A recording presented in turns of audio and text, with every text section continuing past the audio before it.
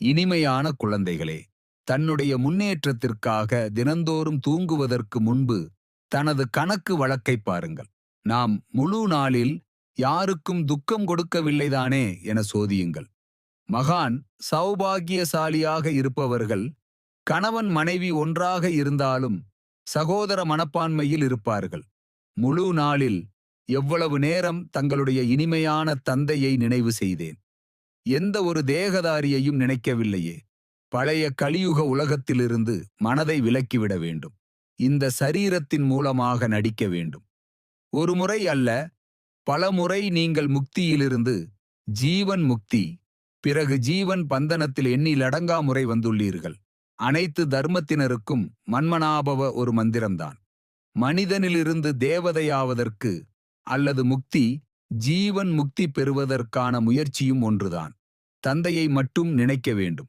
சிலர் பந்தனத்திலிருந்து விடுபட்டவர்களாக இருக்கிறார்கள். இருப்பினும் எதிலாவது புத்தி செல்கிறது. கர்மாதீத் நிலையை அடைய நேரமாகிறது. பழைய உலகத்தின் மீது வைராக்கியம், வெறுப்பு வர வேண்டும். நீங்கள் எல்லையற்ற சந்நியாசி. பழைய உடலை புத்தியினால் சந்நியாசம் செய்ய வேண்டும். ஒவ்வொருவரும் சுதந்திரமாக தனது அதிர்ஷ்டத்தை உருவாக்கிக் கொள்வதற்காக படிக்க வேண்டும். முயற்சி செய்வதற்கு நிறைய நேரம் இருக்கிறது. திரேதாவின் கடைசி வரை 1608 மாலை உருவாக வேண்டும். யாருடைய பெயர் ரூபத்தையும் பார்க்காதீர்கள். ஆகவே பாபாவை பாருங்கள், நினையுங்கள். தேக உணர்வை விட்டுக்கொண்டே செல்லுங்கள்.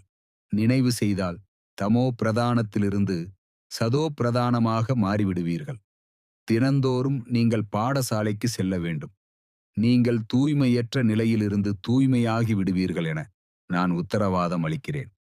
தங்களுக்குள் பேசிக்கொள்ளும்போது மூன்றாவது கண் மூலமாக ஆத்மாவையும் ஆத்மாவின் தந்தையையும் பார்ப்பதற்கு முயற்சி செய்ய வேண்டும். யார் தன்னுடைய ஒவ்வொரு நொடி, ஒவ்வொரு எண்ணத்தை விலைமதிப்பற்ற முறையில் பயன்படுத்துகின்றார்களோ அவர்களே விலைமதிப்பற்ற இரத்தினமாகிறார்கள். ஆத்மா என்ற வார்த்தை நினைவில் வந்ததுமே ஆன்மீகத் தன்மையும் கூடவே சுபபாவனையும் வந்துவிடுகின்றது. தூய்மையான பார்வை ஏற்பட்டு விடுகின்றது. நல்லது.